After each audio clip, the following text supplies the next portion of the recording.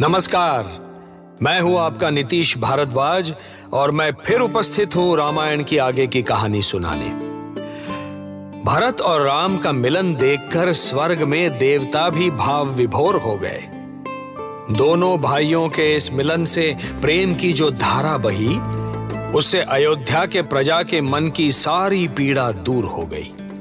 राम के चरणों पर पड़े भरत बार बार राम से अयोध्या लौट चलने का निवेदन कर रहे थे।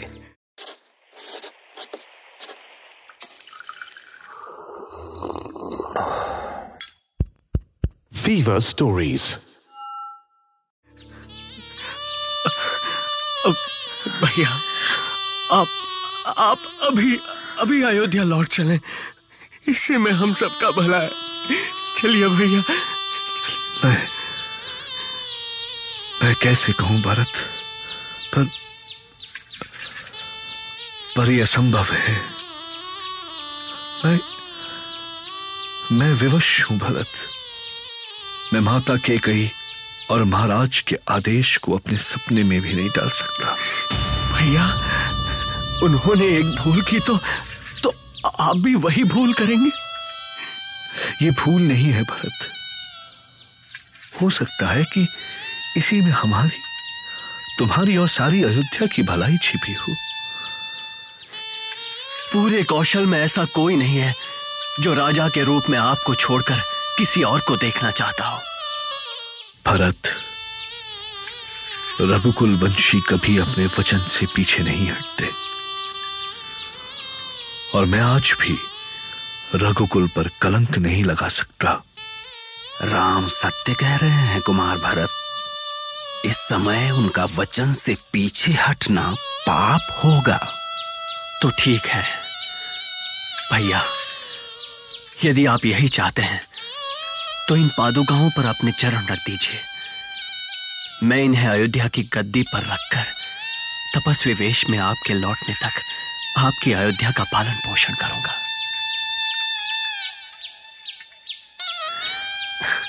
सोच क्या रहे हैं भैया? चरण आगे बढ़ाइए। ठीक है, जैसे तुम्हारी इच्छा।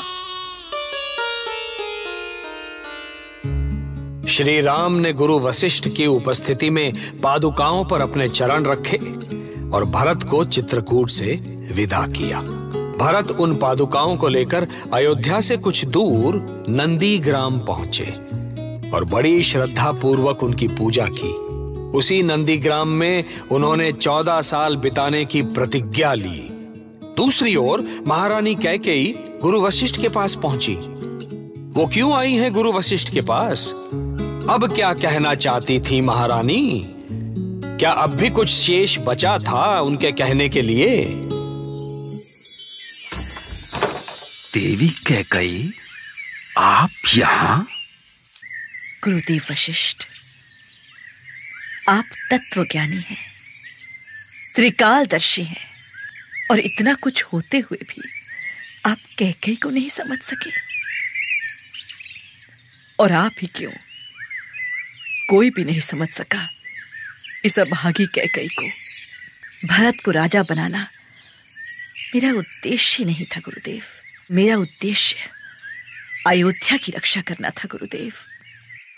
उस अत्याचारी रावण का अंत मेरा लक्ष्य था, जिसकी तैयारी मैं उसी दिन से कर रही थी जिस दिन रावण ने युद्ध भूमि में महाराज को घायल कर दिया था।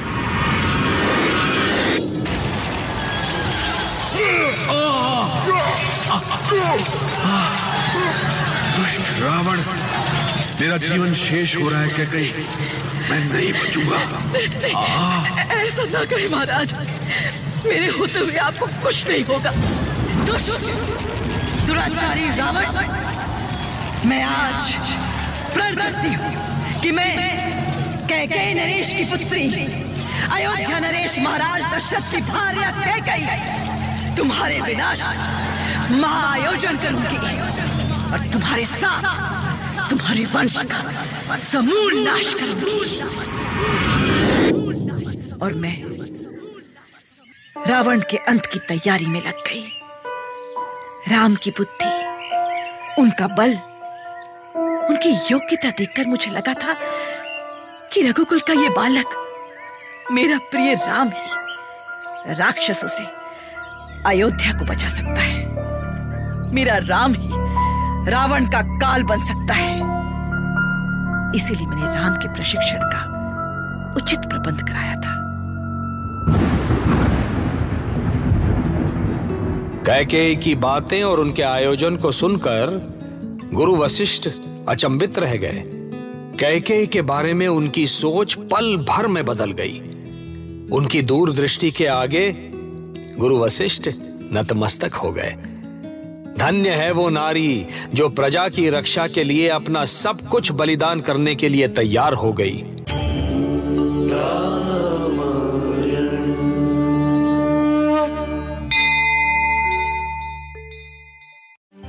ऐसी और कहानियां सुनने के लिए सब्सक्राइब करिए फीवर स्टोरीज, कहानियां ऐसी जो दिखाई दे।